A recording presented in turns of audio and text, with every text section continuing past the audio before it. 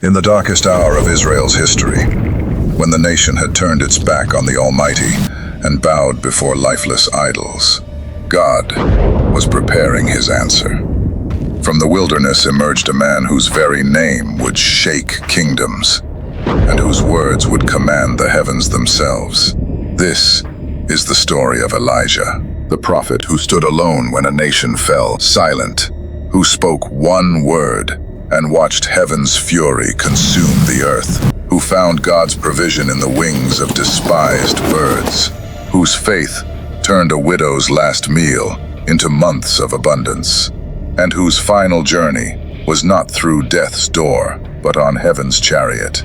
But more than that, this is the story of how God uses ordinary people in extraordinary ways, and how even the mightiest servants of the Lord face their own battles with fear and doubt.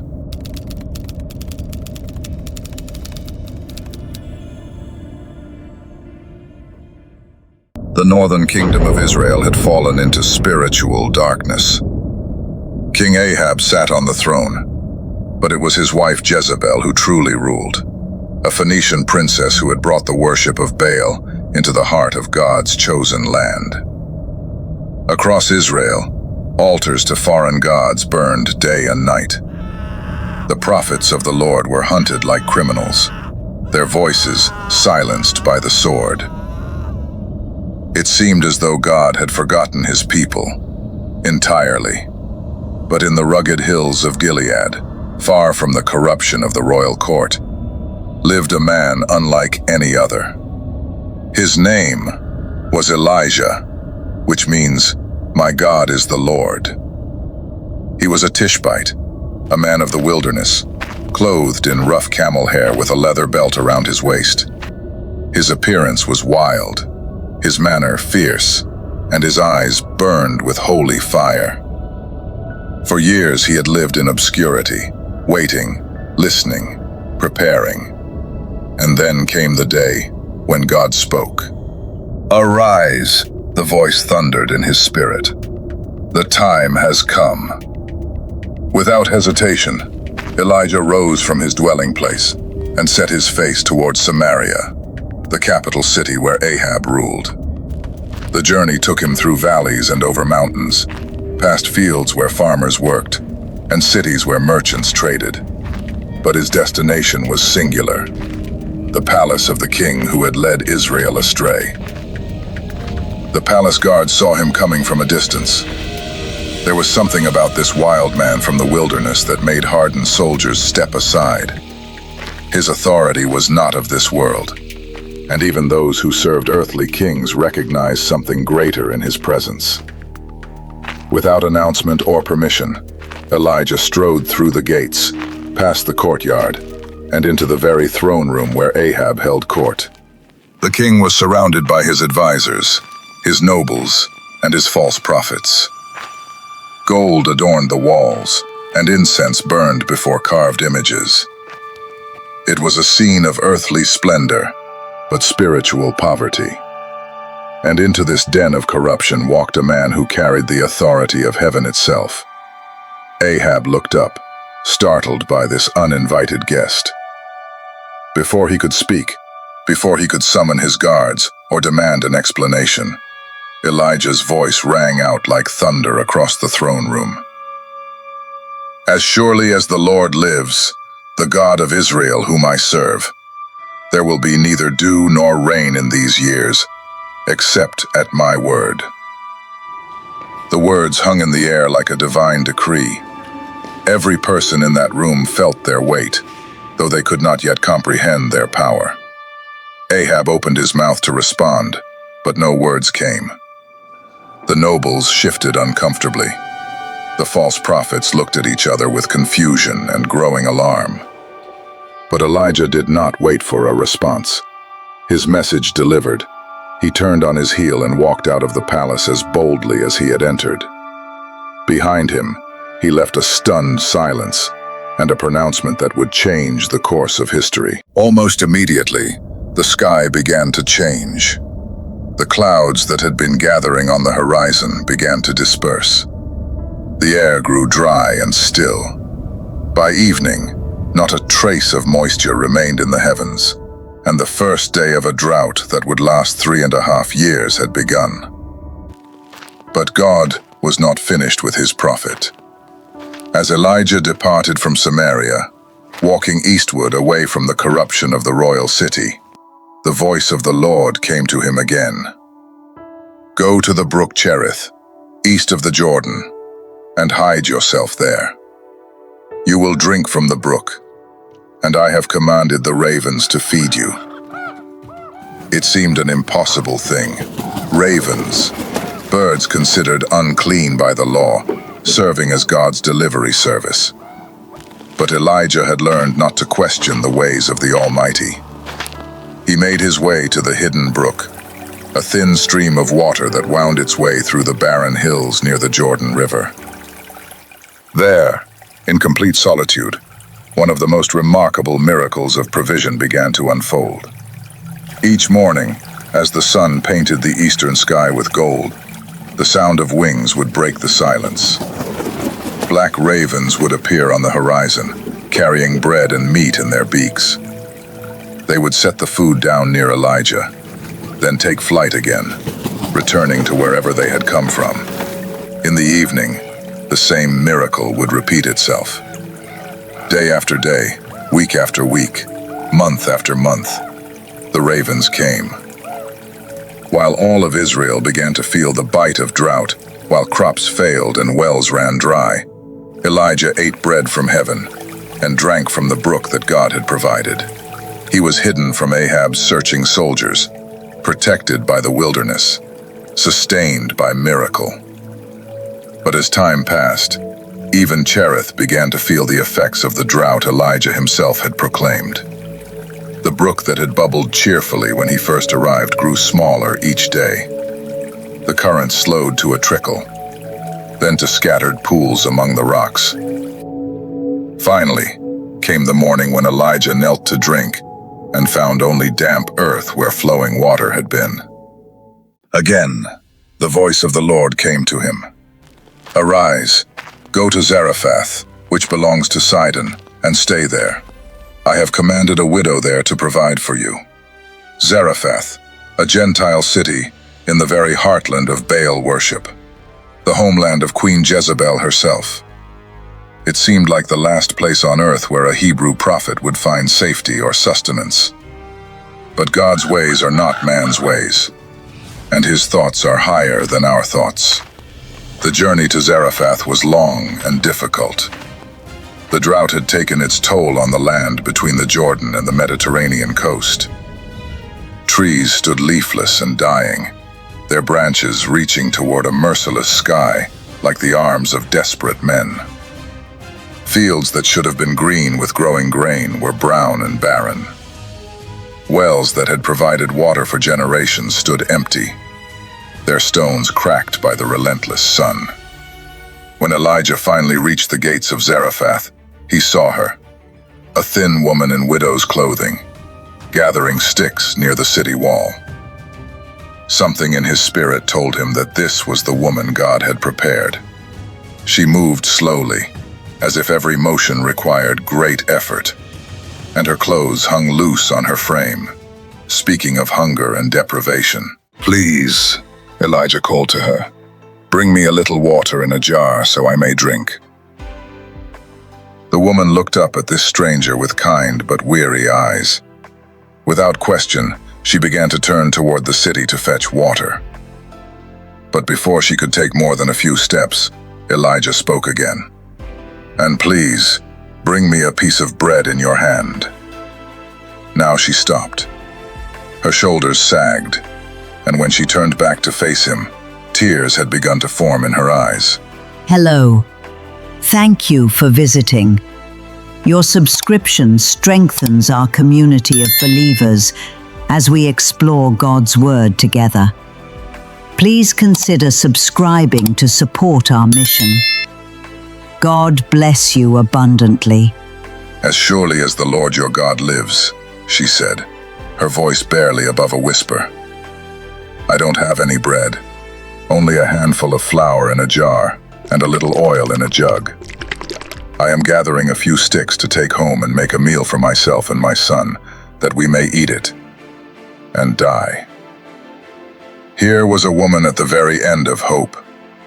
The drought that had begun in Israel had spread throughout the region, bringing famine and death to Gentile and Jew alike. She had been reduced to preparing what she believed would be her final meal, after which she and her child would slowly starve to death. But Elijah's response was not what she expected. "Don't be afraid. Go home and do as you have said. But first, make a small cake of bread for me from what you have, and bring it to me. And then, make something for yourself and your son. For this is what the Lord, the God of Israel, says. The jar of flour will not be used up, and the jug of oil will not run dry, until the day the Lord gives rain on the land." It was a test of faith unlike any other. This Gentile woman was being asked to give her last morsel of food to a foreign prophet, based on nothing more than his word that God would provide. She had every human reason to refuse, to keep what little she had for herself and her son. But something in Elijah's eyes, something in the authority with which he spoke, convinced her to believe. She went home, lit her fire, and used her last flour and oil to bake bread for the prophet. And when she returned to her storage jars, they were not empty. The flour remained. The oil had not diminished. It was the beginning of a miracle that would sustain 3 people for many months to come. Day after day, the widow would reach into her jar and find flour. Day after day, she would tip her jug and oil would pour out. Never in abundance, but always enough. The God of Israel was proving his faithfulness to a Gentile woman who had shown kindness to his servant. Elijah made his home in the upper room of her house, and for a time, it seemed as though they had found a small island of peace in the midst of the surrounding devastation. The widow's son grew strong on the miraculous provision, and she herself began to regain the health and vitality that hunger had stolen from her. But then disaster struck with the suddenness of lightning. The boy fell ill. At first it seemed like nothing more than a common fever, but as the hours passed, his breathing became labored and his skin grew pale. The widow knelt beside his bed, placing cool cloths on his forehead, speaking words of comfort, praying to whatever gods she knew. But nothing helped. As the sun began to set, the child's breathing grew more and more shallow. The widow watched in growing horror as the son for whom she had sacrificed everything, the child whose life had been preserved by miracle, slipped away before her eyes. And then, with a final, barely audible sigh, he was gone. The woman's grief exploded into rage. She found Elijah and confronted him with the fury of a mother who had lost everything. "What do you have against me, man of God?" Did you come to remind me of my sin and kill my son? It was the cry of a heart that had dared to hope and had been crushed. She had welcomed this prophet, shared her last meal with him, trusted in his God. And this was her reward. The death of the only thing that mattered to her in all the world. But Elijah's response was not one of explanation or theology. Without a word, he took the lifeless body of the boy in his arms and carried him up to his own room. There, he laid the child on his bed and began to pray with a desperation that shook the very foundations of heaven. "O Lord my God, have you brought tragedy also upon this widow I am staying with by causing her son to die?" Then Elijah did something unprecedented. He stretched himself out upon the child 3 times, as if trying to transfer his own life force into the still form beneath him. And with each stretch, he cried out to God, "O Lord my God, let this boy's life return to him." The room was silent except for the prophet's desperate pleas. Time seemed suspended, as heaven weighed the prayer of a man whose faith had already moved mountains.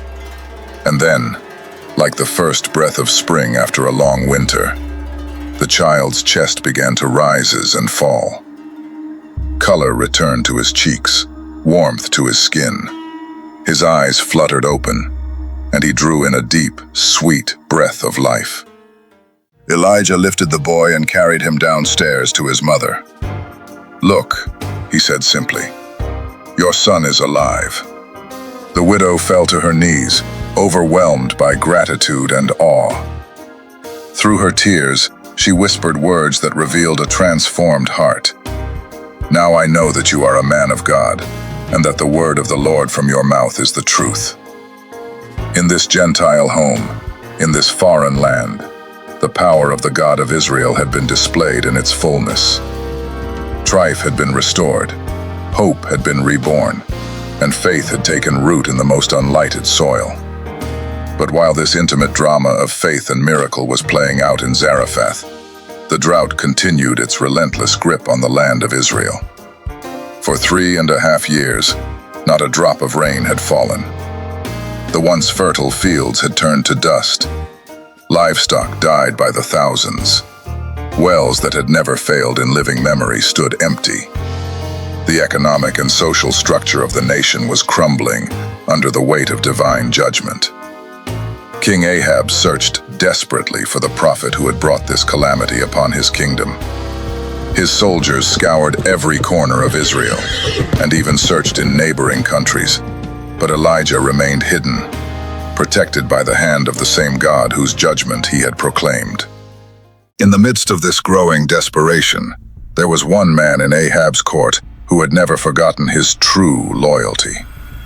His name was Obadiah, and he served as the palace administrator. Outwardly, he appeared to be a loyal servant of the king, but inwardly, his heart belonged to the Lord. When Jezebel had begun her campaign to exterminate the prophets of Israel, Obadiah had secretly rescued 100 of them, hiding them in caves and providing them with food and water at great personal risk. As the drought entered its 4th year, Ahab summoned Obadiah for a desperate mission. "Go through the land," the king commanded. "Go to all the springs and valleys. Maybe we can find some grass to keep the horses and mules alive, so we will not have to kill any of our animals." It was a measure of how desperate things had become, that the king himself was willing to go out and search for animal fodder.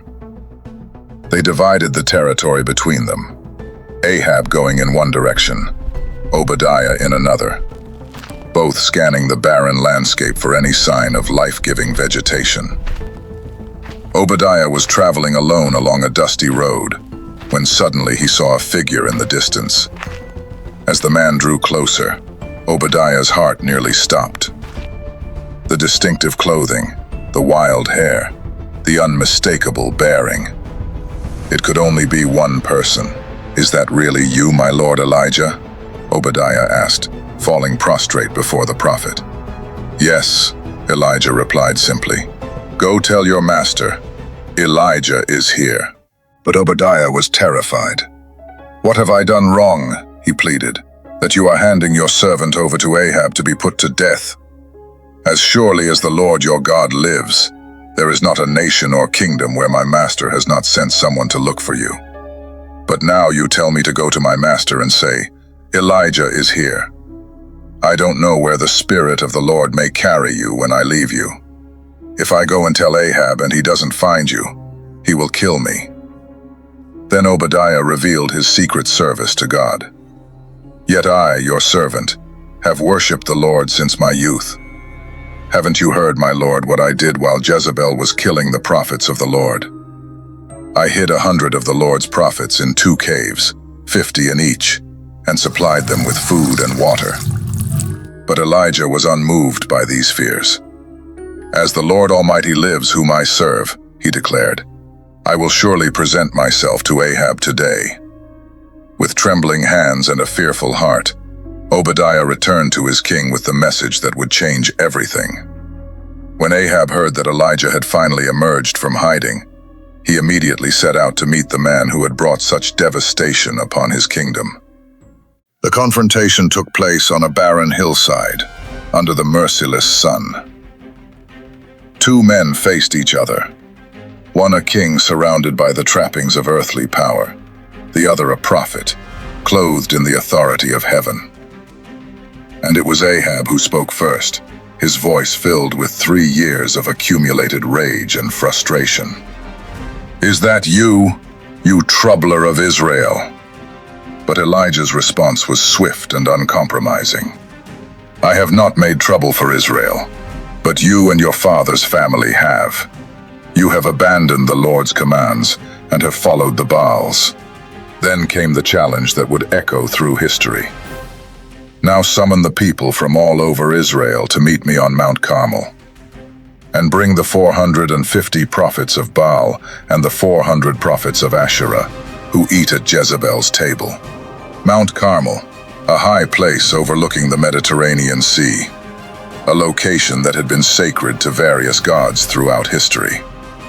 It would be there, in full view of the people of Israel, that the ultimate question would be settled once and for all. Who is the true God? Word of the confrontation spread throughout Israel like wildfire. From every corner of the drought-stricken kingdom, people began to make their way toward Mount Carmel. They came on foot, on donkeys, in whatever conveyances they could manage. Farmers whose fields had failed, merchants whose businesses had collapsed, mothers whose children were hungry, fathers who had watched their livestock die. All of them came to witness what promised to be the most decisive spiritual contest in their nation's history. The scene that greeted them on Mount Carmel was unprecedented. On one side stood 850 prophets of the foreign gods, men in elaborate robes, adorned with the symbols of their deities, confident in their numbers and their royal backing. On the other side stood one man, alone, dressed in rough garments, bearing no symbols of earthly authority. As the crowd gathered, Elijah stepped forward and addressed them with words that cut to the heart of their spiritual confusion. "How long will you waver between two opinions? If the Lord is God, follow him. But if Baal is God, follow him." 1 Kings 18:21. The people were silent. For too long they had tried to hedge their bets, to worship both the God of their fathers and the gods of their neighbors. But now, they were being forced to choose, and the silence revealed how difficult that choice had become. Elijah continued, "I am the only one of the Lord's prophets left, but Baal has 450 prophets. Get 2 bulls for us. Let them choose one for themselves, and let them cut it into pieces and put it on the wood, but not set fire to it. I will prepare the other bull and put it on the wood, but not set fire to it. Then you call on the name of your God, and I will call on the name of the Lord. The God who answers by fire, he is God." The challenge was clear, the terms unmistakable. The crowd murmured its agreement. "What you say is good." The prophets of Baal went first. They selected their bull, prepared their altar, and began their ritual. From morning until noon, they danced around their altar, calling on Baal to send fire from heaven. They leaped and shouted, working themselves into a religious frenzy. But the sky remained silent. No fire fell. No voice answered. As the sun reached its zenith and still nothing had happened, Elijah began to taunt them with cutting sarcasm. "Shout louder! Surely he is a god. Perhaps he is deep in thought, or busy, or traveling. Maybe he is sleeping and must be awakened." Stung by this mockery, the false prophets redoubled their efforts. They shouted louder, danced more wildly, and in their desperation, began to cut themselves with swords and spears until their blood flowed freely. This was the nature of Baal worship. a religion of frenzy and self-mutilation, of meaningless noise and empty ritual. But despite their frantic efforts, nothing happened. The afternoon wore on, and still the heavens remained silent. As evening approached, it became clear to everyone watching that Baal had no power to answer his prophet's desperate pleas. Then it was Elijah's turn. The prophet called the people to come closer and watch what he was about to do. First, he repaired the altar of the Lord that had been broken down. 12 stones, one for each tribe of Israel, built into a structure that proclaimed the unity of God's people and their covenant relationship with him. Around the altar, Elijah dug a trench large enough to hold about 13 quarts of water. He arranged the wood, cut the bull into pieces, and laid it on the altar. But then he did something that seemed to make success impossible. "Fill 4 large jars with water," he commanded, "and pour it on the offering and on the wood." In the midst of the worst drought in memory, when water was more precious than gold, Elijah was calling for it to be poured out on his sacrifice. But the people obeyed, bringing the precious liquid and drenching the altar. "Do it again," Elijah said, and they did. "Do it a 3rd time," he ordered, and they poured out even more water until the sacrifice was thoroughly soaked and water filled the trench around the altar. Now there could be no question of trickery or hidden fire. The wood was waterlogged, the sacrifice dripping wet, the entire altar standing in a pool of water. If fire was to fall, it could only come from heaven itself. As the sun began to set and the time for the evening sacrifice arrived, Elijah stepped forward. Unlike the frenzied shouting and wild dancing of Baal's prophets, his approach was simple and direct. He lifted his eyes toward heaven and prayed with quiet authority. "O Lord, God of Abraham, Isaac, and Israel, let it be known today that you are God in Israel, and that I am your servant, and have done all these things at your command. Answer me, O Lord, answer me, so these people will know that you, O Lord, are God, and that you are turning their hearts back again." The prayer was brief, spoken in faith rather than frenzy, appealing not to human manipulation, but to divine power. And the response was immediate and overwhelming. Fire fell from heaven, not a gentle flame, but a consuming blaze that devoured the sacrifice, the wood, the stones, and even the water in the trench. The altar was completely consumed, leaving nothing but scorched earth where it had stood. When the people saw this display of divine power, they fell prostrate and cried out in unison, "The Lord, He is God! The Lord, He is God!" The contest was over. The question had been settled. There was no doubt who held real power, who deserved true worship, who was the God of Israel. But Elijah was not finished. The false prophets who had led Israel astray, who had participated in the spiritual adultery that had brought judgment upon the nation, could not be allowed to escape. "Seize the prophets of Baal," he commanded. "Don't let anyone get away."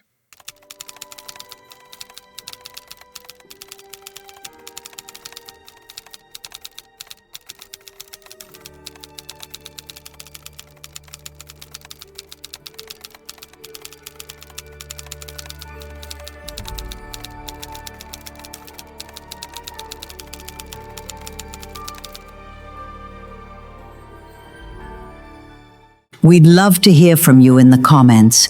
How has this story inspired you? And what other Bible stories would you love to see come to life? Thank you so much for watching. Please subscribe to join our growing family.